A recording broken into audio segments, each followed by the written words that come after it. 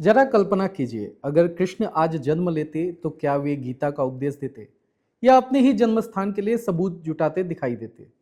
क्या वे अर्जुन को धर्म समझा रहे होते या अपने वकील से अगली तारीख की चर्चा कर रहे होते? क्योंकि सच यही है, आज का भारत कुरुक्षेत्र नहीं है।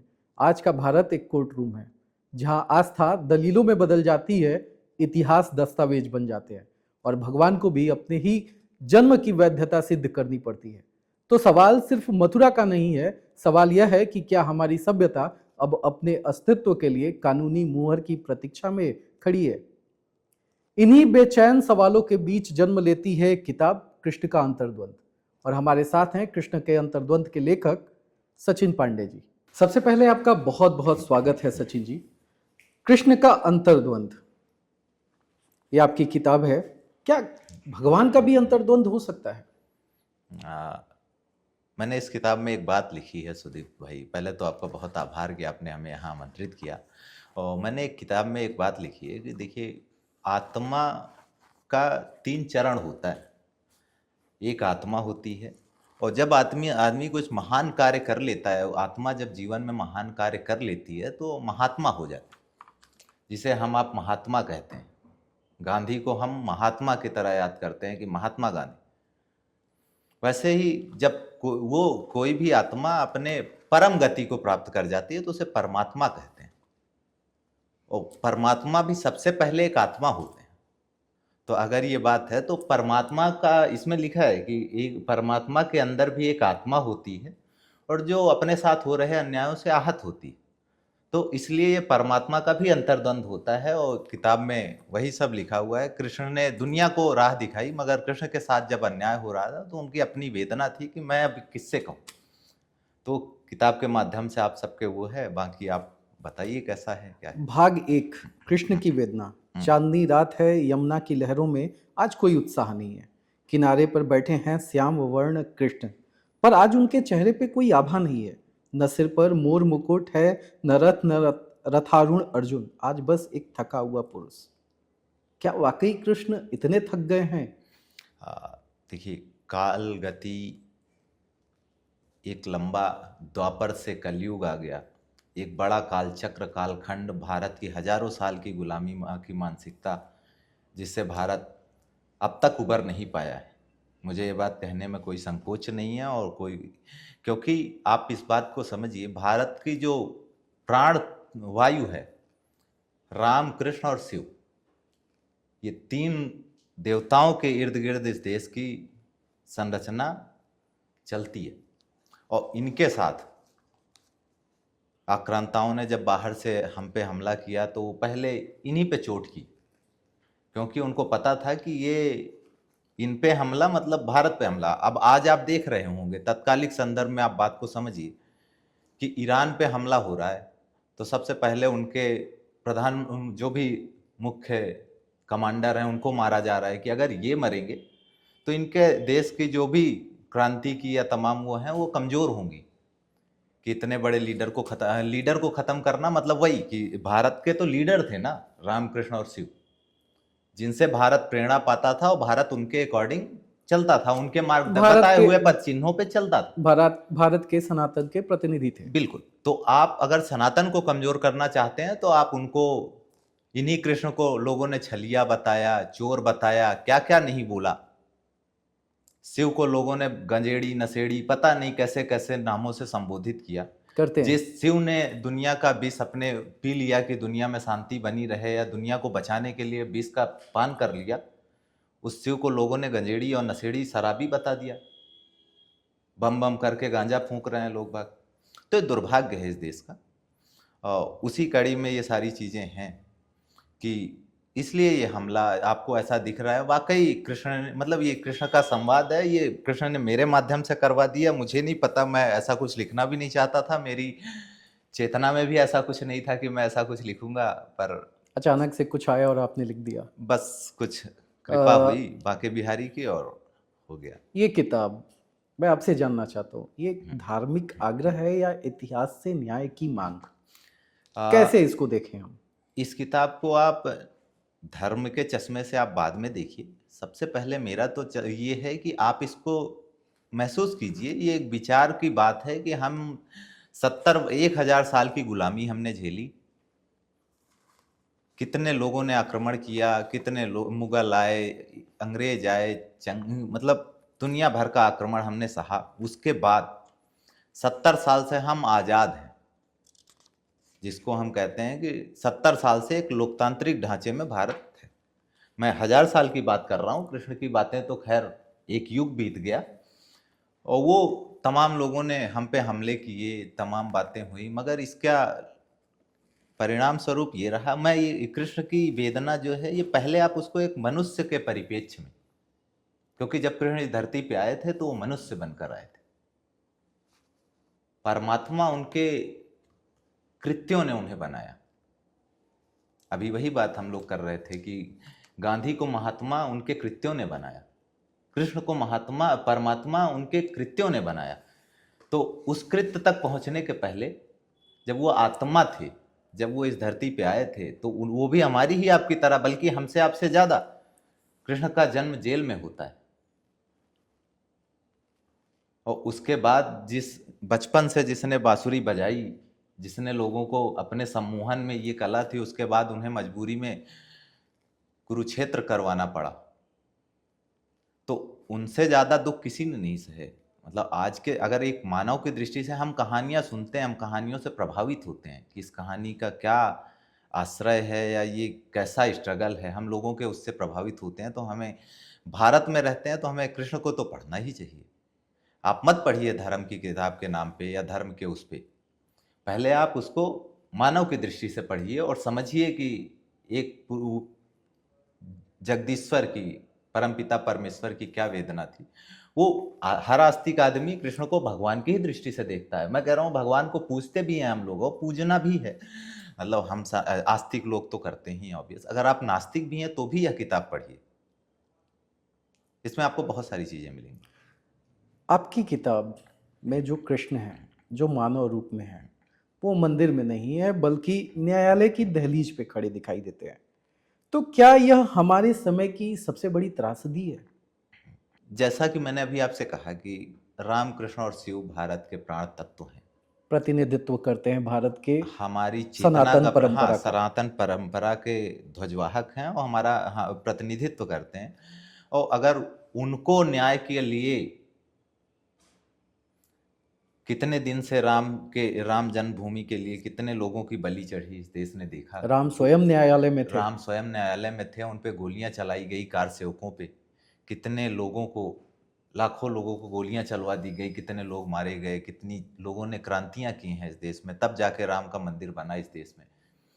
तो अब शिव, अब कृष्ण की बात कर रहे हैं, तो अगर कृष्ण जिन्होंने दुनिया को न्याय दिलाया, और उनको अपने न्याय के लिए भारत की अदालतों में पैरवी करनी पड़ रही है, या उनके जो भी उनके लोग हैं जो उसको मानते हैं, जो उनके वकील हैं जो इस चीज़ की पैरवी कर रहे हैं कि कृष्ण जन्मभूमि का मंदिर वहाँ बनना ही चाहिए, तो त्रासदी तो है। अगर कृष्ण जिन्होंने दुनिया को न्याय दिया, अगर उनको अपने न्याय के लिए विवश होना पड़ रहा है, या फिर उनको उनकी जमीन पे अदालत। अदालत की डेहरी पे बैठ के न्याय की भीख मांगनी पड़ रही है, तो ये दुर्भाग्यपूर्ण तो है। इस देश को सोचना तो चाहिए इस विषय में। सही बात है, यकीनन अगर कृष्ण जो परम परमेश्वर हैं, जगदीश्वर हैं। आप सोचिए कि जिस न्यायालय में जन्माष्टमी पे यह देश छुट्टियां देता है, क्यों? क्योंकि कृष्ण की जन्माष्टमी है, कृष्ण पैदा हुए थे इस दिन। आप ये मानते हैं, वो कहाँ पैदा हुए थे ये भी आपको पता है, और उसके बाद आप उनके मंदिर के लिए जो जमीन है, उस छोटे से भूभाग के लिए, इतना बड़ा भूभाग है भारत का। मैं तो मुसलमान भाइयों से, जो तमाम लोगों से जो इस चीज़ की, मतलब इस बात के खिलाफ अदालत में खड़े हैं, मुझे मैं ये लगता सवाल है कि, पूछने ही वाला था। हाँ, मुझे लगता है कि उनको इस बारे में सोचना चाहिए कि जिस देश में आप रह रहे हैं, हमने आपको, मतलब भारत ने तो आज़ादी के बाद एक अलग देश दिया। जब जिन्ना ने इस सारे मूवमेंट को, देश को बांटने का कुकृत्य किया, तो हमने तो एक पूरा भूभाग उनको दे दिया, धार्मिक आधार पे। धार्मिक आधार पे बांग्लादेश दे दिया, पाकिस्तान दे दिया। तो जो ये हिस्सा है जहां आप रह रहे हैं, उसके बाद भी हमने अपने बड़े उसका परिचय दिया दिल का कि आप हमारे ही भाई हैं, हमारे साथ रहिए। तो आप हमारी जमीनों को तो छोड़ सकते हैं, और वो भी आप आपका नहीं, आप भी तो हमारे ही भाई हैं। आप उन आक्रांताओं ने जिन्होंने मंदिर में अपनी मंसूबे के लिए अपने उस वक्त उनको शासन करता था, तो वो देश को कमजोर करने के लिए उन्होंने उस पे हमला किया था। और आज आज आप उनका झंडा उठाकर इस बात की वो कर रहे हैं कि ये ऐसा नहीं होना चाहिए, ये बहुत दुर्भाग्यपूर्ण है। मैं तो इसके आपके माध्यम से आह्वान करना चाहता हूं कि अगर आप ऐसा करते हैं तो बड़ा दिल अगर दिखाते हैं मुस्लिम भाई, तो इससे प्यार बढ़ेगा, भारत की एकता अखंडता सुरक्षित रहेगी। अदरवाइज इसका नुकसान वही लम्हों में खता हुई है और सदियों ने सजा पाई है, और आगे भी यही होगा अगर नहीं मानेंगे तो मुझे तमाम लगता है चीजें। कि जो ये आपकी किताब है कृष्ण का अंतर्द्वंद, वो एक्चुअली भगवान की नहीं, भारत के संविधान का अंतर्द्वंद है। हाँ, जब मैं आपको ये बात कह रहा हूँ कि भारत में न्यायपालिका जो सबसे सर्वोच्च है, और भारत के संविधान में तमाम चीज़ें, जैसे आपने देखा ही होगा कि आज भी अदालतों में कसम खिलाई जाती है तो गीता पे हाथ रख के खिलाई जाती है। और गीता क्या, जो कृष्ण ने कुरुक्षेत्र में बोली बिल्कुल थी, बिल्कुल बिल्कुल बिल्कुल। है ना। और उसके बाद आप गीता पे कसम खिलाते हैं, आप जन्माष्टमी की छुट्टी देते हैं, और कृष्ण के होने पे उनकी जन्मभूमि पे आप विवाद करते हैं, प्रमाण मांगते हैं। प्रमाण मांगते हैं। कितना दुर्भाग्यपूर्ण है, आप बताइए ये। कृष्ण अगर आज होते हाँ, तो क्या वो गीता सुनाते या फिर वकीलों के माध्यम से जिरह करते? नहीं, मैं तो इस बात की जिरह कल्पना, हो रहा है। हाँ, जिरा हो रही है। मैं इस बात की कल्पना नहीं कर सकता कि कृष्ण होते तो क्या करते, क्योंकि कृष्ण ने तो मतलब 5 निर्वासित बच्चों की पैरवी करके, पांडवों की, जब वो पहुंचे शांति दूत बनकर दुर्योधन को समझाने, रश्मि रथी से तो क्या वो वायरल हो गया, लोगों को पता चल गया, सबने जिन्हें नहीं पढ़ा था उन्होंने भी रश्मि रथी से जान लिया कि कृष्ण ने क्या चेतावनी दी थी। तो वो जब दूसरों की पैरवी करते थे तो वो अपनी पैरवी करने में तो पूर्णतः सक्षम। और इस किताब में है भी कि कृष्ण मतलब उन्होंने क्या हुआ कि देखिए, एक जीवन में फेज आता है सुदीप भाई, आप समझिए इस बात को कि क्या होता है कि जब कृष्ण जैसे कोई भी जिसने अपने जीवन में ज्यादा युद्ध देख लिया, आपने अशोक का उदाहरण देखा, अशोक ने कितने लोगों को वो किया, और अंत में जब अचानक से उन्हें लगा कि युद्ध किसी समस्या का समाधान नहीं है, तो उन्होंने शस्त्र त्याग दिए। तो कृष्ण ने अपने जीवन में, इस किताब में है कि राम का मंदिर बना तो राम ने जीवन भर युद्ध से बचने का सारा जतन किया कि मुझे युद्ध में ना पड़ना पड़े। जब परिस्थितियां ला के खड़ा कर दिया, अंत में उन्होंने पहले अंगद को भेजा कि मान जाइए, रहने दीजिए, समुद्र को समझाया, हर वो जतन किया कि किसी भी तरह से आप हमारी वो दे दीजिए वाइफ को और हम पत्नी को, और मैं युद्ध नहीं चाहता। राम ने सब जतन किए, मगर इस देश को राम जन्मभूमि के लिए हजारों राम भक्तों को कुर्बानी देनी पड़ी। वैसे कृष्ण ने अपने जीवन में, हालांकि उन्होंने जब युद्ध हुआ कुरुक्षेत्र का तो उन्होंने कसम खाई कि मैं शस्त्र नहीं उठाऊंगा, और उन्होंने कोशिश किया कि ना उठाना पड़े। पर जब बात उनके पीछे बैठे अर्जुन की आई तो उन्होंने पहिया लेके दौड़ाया भी। हाँ, भावावेश में आ गए थे। भावावेश में ये हमने आके पढ़ा है कहानियों में। भीष्म पितामह को दौड़ाया भी। और उसके बाद उन्होंने मतलब पूरे 2 परिवार, एक ही परिवार, सब उनके रिश्तेदार, कोई बाहर का नहीं था। उन्होंने इतना युद्ध देखा, इतनी क्षति देखी, जिससे वो नहीं चाहते कि उनकी जन्मभूमि के लिए युद्ध। आज का अर्जुन कौन है, युवा या कोई और? देखिए, हम सब गीता पढ़ते हैं, और गीता पे कहा जाता है कि 1000 नोबेल पुरस्कार कुर्बान किए जा सकते हैं उस एक ग्रंथ पे। ठीक है, तो जो भी उसे पढ़ रहा है, जो भी उसे जी रहा है, कालखंड बदल सकता है, मगर आज का तो हर एक व्यक्ति, अब देखिए कौन कृष्ण किसे समझाने आ रहा है, उनके दिए विवेक से ही हम आप फैसले लेते हैं कि ये उचित है, ये अनुचित है। गीता में ये कहा गया कि आप अपना कर्म करिए, फल की इच्छा ना करिए, तो लोग अपना कर्म कर रहे हैं। आज तो सारा युवा जो भी है, हम सब अर्जुन ही हैं। बस ये है कि हमारे आगे बैठा हुआ वो सारथी आपको नहीं दिख रहा है, जो कृष्ण के रूप में हमें आगे बढ़ा रहा है। हम सब अर्जुन हैं। गीता या संविधान? संविधान में तो गीता को ही रख के शपथ दी जाती है। ये मैं तुलना नहीं करना चाहता, वो तुलना बनती भी नहीं है, मगर यह है कि संविधान भारत में रहने के लिए जरूरी है। गीता भारत की प्राण वायु है। गीता से हजारों साल से, एक युग से लोगों ने दिशा पाई है। भारत के नागरिक के तौर पे हाँ। गीता, और एक धार्मिक व्यक्ति होने के नाते, ओ सॉरी, भारत का नागरिक होने के नाते संविधान, और एक धार्मिक व्यक्ति होने के नाते गीता।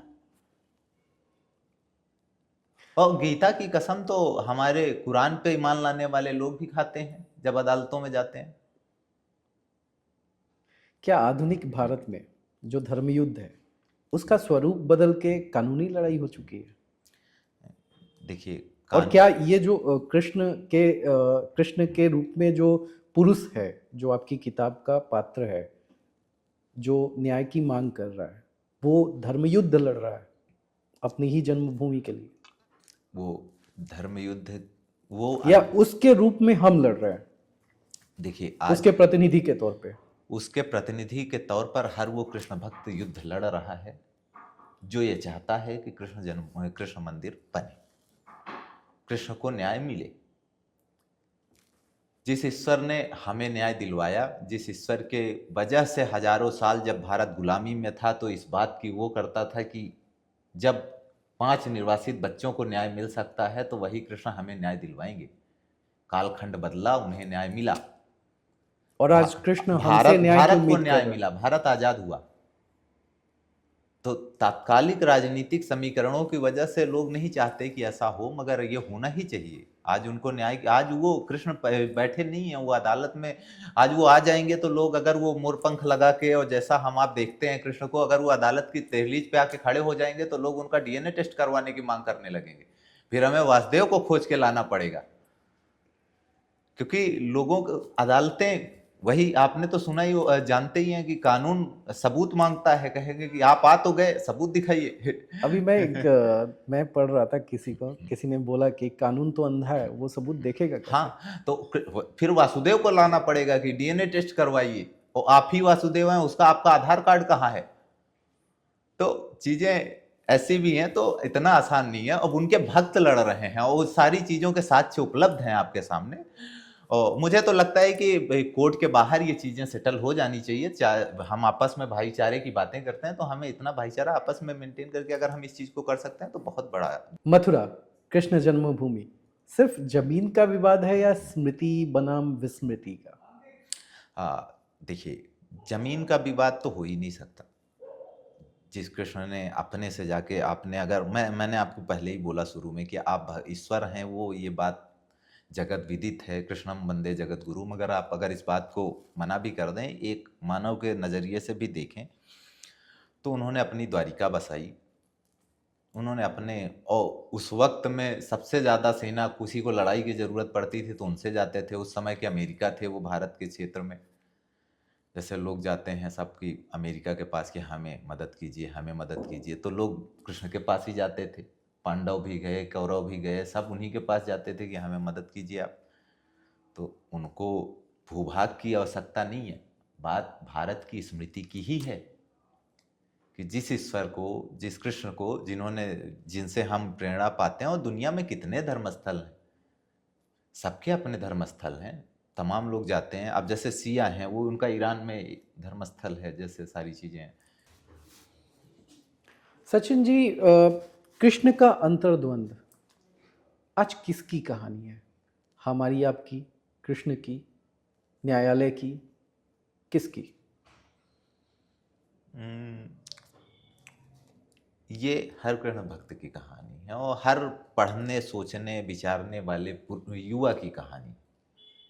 जो भी बौद्धिक चेतना से संपन्न युवा है, जो इस बात को सोचता है कि दुनिया कैसी होनी चाहिए, जो इस बात पे चिंतित होता है कि उसकी, देखिए, हम अपने इतिहास को भुलाकर अपने भविष्य की नींव नहीं रख सकते। अगर आप इतिहास को याद रखेंगे तभी आप अपना, इतिहास की गलतियों से आप सीख सकते हैं। तो अगर आप इस बात को कहते हैं, तो मतलब मुझे लगता है कि हर एक पढ़ने लिखने वाले, ये कोई दबाव नहीं है, आप इससे सहमत असहमत हो सकते हैं, आप इसे पढ़िए, आप समझिए कि कृष्ण का अंतर्द्वंद में, मतलब आपको सोचने पे विवश करेगी ये किताब। एक लाइन में पढ़ रहा हूँ, एक पंक्ति है आपके किताब की मेरे नव भारत के जागृत युवाओं, हम्म, मैं तुमसे कोई भव्य मंदिर या स्वर्ण सिंहासन नहीं मांगता। हम्म, मैं तुमसे केवल इतना चाहता हूं कि तुम मेरे वास्तविक दर्शन को अपनाओ, न कि केवल मेरी बाह्य छवि को। जी। मतलब कृष्ण अपना मंदिर नहीं मांग रहे हैं। नहीं, कृष्ण अपना मंदिर मांग, उनका कहना कुछ और है। जैसे अभी मैं बता रहा हूँ, रिसेंटली कुछ कुछ चीज़ें मेरे दिमाग में चल रही थी, हम भी ऐसा सोच रहे थे। अभी मैं गया रिसेंटली एक शादी विवाह समारोह में मैं शामिल हुआ। उसमें मैंने देखा कि एक कृष्ण का किरदार बनाए, राधा और कृष्ण का शादी थी, ग्रैंड शादी थी बड़े लोगों की। उसमें क्या किया जा रहा था कि कृष्ण का कपड़ा पहनाकर लोगों को नचा नचा के दूध दिया जा रहा है। आप इसको किस तरह से देखते हैं, देख सकते हैं, लोगों के अलग अलग नज़रिए हैं। मैं इसको देख के मुझे बड़ा दुख हुआ कि मतलब हमारे कृष्ण को किस तरह से प्रस्तुत किया जा रहा है, प्रस्तुत किया जा रहा है उनको। या उनकी प्रतिकृति को।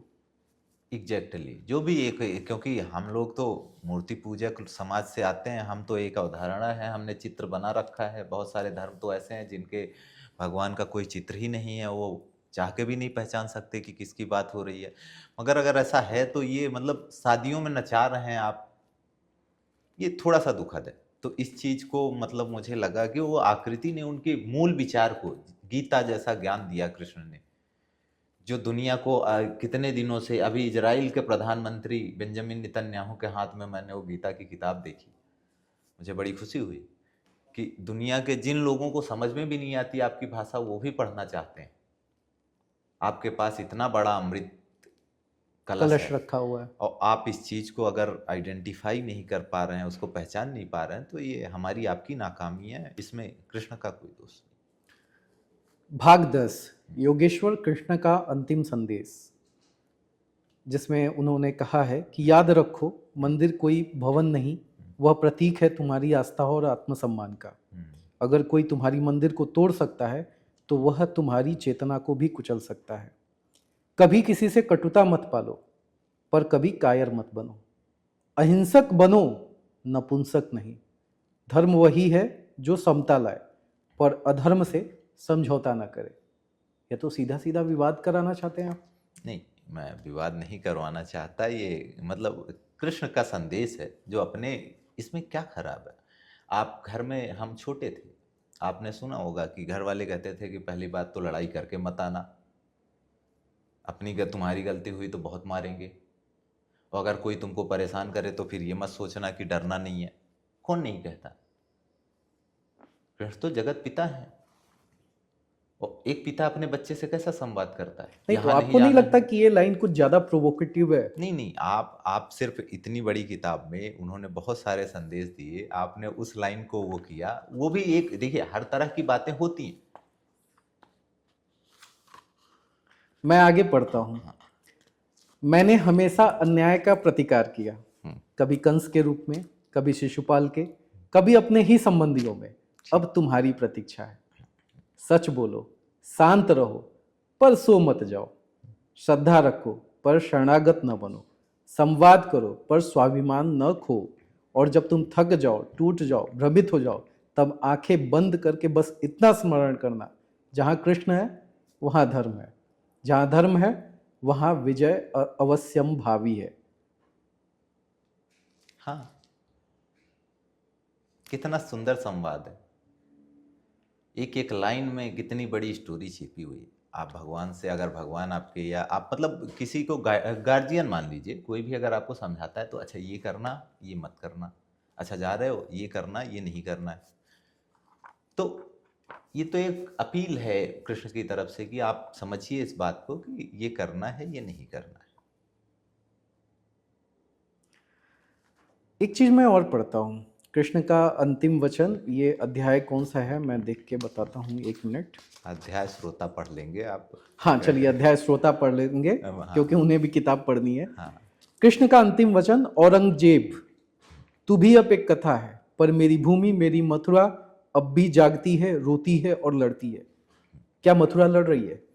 मथुरा लड़ रही है। मथुरा उस वक्त से लड़ रही है जब औरंगजेब ने या गजनबी ने, जब लोगों ने मतलब बाहर, जिनके यहाँ अफगानिस्तान में बैठे हुए लुटेरे, जिनके घर में खाने को नहीं था, और जब आपके जिसके घर में खाने को नहीं होता वो पड़ोस में चोरियां करने जाता है, तो वहां से वो चोर आए और उन्होंने इस देश में मंदिरों को लूट के यहाँ के सोना, यहाँ तो भारत सोने का चिड़िया कहा जाता था, यहाँ आए, यहाँ की मंदिरों के सोने उठा के भाग रहे थे।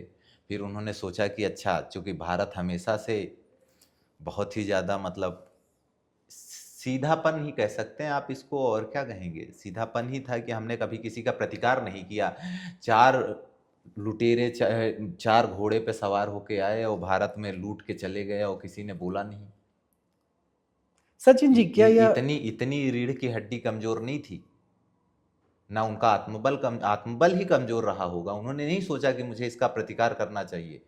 नहीं, सोमनाथ के मंदिर को 17 बार लूटा गया, मथुरा, काशी, इन सबको कितनी बार कुचला गया।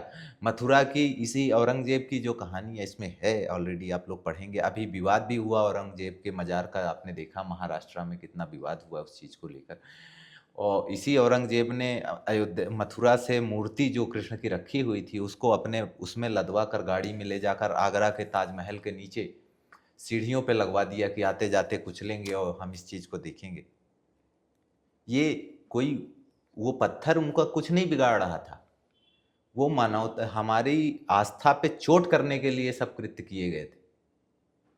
सचिन जी और आज के युवा इस बारे में जानते तक नहीं है, उन्हें कैसे पता होगा बिना पढ़े। सचिन जी, मैं एक चीज और पूछना चाहता हूँ, क्या यह हमारे देश का दुर्भाग्य नहीं है कि इतना समृद्ध विरासत, इतनी समृद्ध ऐतिहासिक पृष्ठभूमि होने के बावजूद आज भी हमारे देश में बहुत सारे लोग ऐसे हैं, मैं सीधे स्पष्ट तौर पे कहता हूं, एक समुदाय विशेष है जो आपके कृष्ण के सामने खड़ा है, जबकि वो जानता है कि जो दूर रेगिस्तान से आए थे चोर लुटेरे, उन्होंने आकर यहाँ पर भारत की धरती पर जिस तरह की क्रूरता फैलाई वह अक्षम्य थी। बावजूद यहीं के लोग जो इसी धरती के हैं, कन्वर्टेड है, आज भी उनके पक्ष में खड़े नजर आते हैं। ये दुर्भाग्य है। बिल्कुल दुर्भाग्य है, ये उनकी समस्या है। देखिए, अगर आप कहीं, हमारे यहाँ एक बात है कि आप कोई किसी को आके अगर दूसरे को आप अपना बाप बना रहे हैं तो ये आपकी नाकामी है, किसी और का कोई योगदान नहीं। आप अफगानिस्तान से जो आए या फिर जो लोग यहाँ रह गए, बहुत सारे लोग हैं, जैसे अब हम मान लीजिए जो जिस जमीन पे पैदा होता है उस जमीन के प्रति उसका ऋण होता है। अगर आप भारत में पैदा हुए हैं और आप 1000 साल पुराने आदमी को लेकर, और वो भी चोरों की अगर आप अपना बता रहे हैं, तो ये आपने या तो पढ़ा नहीं है। आपका भारत कितना समृद्ध है। मैं उन्हीं धर्मों में रसखान को कैसे भूल सकता है ये देश, रसखान को ये देश याद रखता है कृष्ण भक्ति के कारण। तो एक लेखक के तौर पे कितने आश्वस्त हैं आप कि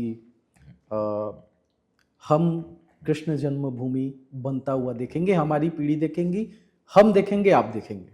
इस किताब में है कि नए भारत से कृष्ण को भी आस है और हमें भी आस है, क्योंकि बदलता हुआ भारत बहुत सारी चीज़ें देखता है। अभी हम लोगों से पहले बहुत सारी चीज़ों में हम लोगों से दब के बात करते थे, आजकल हम आँख में आँख डालकर बात कर रहे हैं दुनिया से। हमने बहुत सारी चीज़ें में बदलते हुए भारत में बहुत सारी उम्मीदें हैं। बदलते हुए भारत मतलब कौन नहीं, मतलब जो नया भारत है, जैसे जिन लोगों ने, मतलब अब आप समझ सकते हैं कि जिन्होंने राम मंदिर बनवाया वो कृष्ण का भी बनवा ही सकते हैं। माहौल बदल रहा है इस देश का, मगर ये अगर आपसी सहमति से होगा तो ये भारत के भाईचारे के लिए, भारत की एकता अखंडता के लिए एक बड़ा सकारात्मक कार्य होगा, जिससे भविष्य में लोग हमारी मिसालें देंगे। सचिन जी, बहुत बहुत धन्यवाद आपका कि हमारे शो में आपने कृष्ण के अंतर्द्वंद पे बहुत अच्छी बातें कही, और मैं उम्मीद करता हूँ कि पूरे भारत के लोग इस किताब को मंगाकर पढ़ेंगे, और जो कृष्ण अपने अंतर्द्वंद के माध्यम से, मतलब कृष्ण का जो अंतर्द्वंद है, वो अपने अंतर्द्वंद के माध्यम से आपको जो मैसेज देना चाहते हैं उसे आप न सिर्फ समझेंगे बल्कि उसको लागू भी करेंगे। हाँ, सहमति असहमति अपनी जगह है। आप किताब पढ़िए, आप बताइए, अगर उसमें आपको कहीं असहमति भी है तो आपका हक है, सबका अधिकार है, आप बताइए उसमें, मगर आप पढ़िए। कुछ पढ़ेंगे, कुछ आप अपने इतिहास को दोबारा से जानेंगे तो अच्छी बात है। आप जिस चीज़ को विस्मृत कर गए हैं उसे अगर स्मृति का अवसर मिल रहा है तो आपको पढ़ना ही चाहिए। तो कृष्ण का अंतर्द्वंद, हमारे साथ थे सचिन पांडे, यह किताब आपको सभी ऑनलाइन प्लेटफॉर्म पे उपलब्ध हो जाएगी।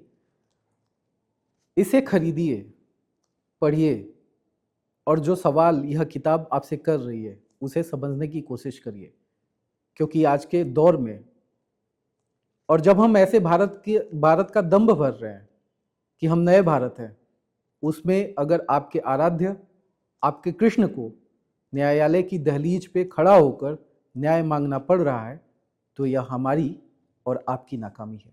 धन्यवाद।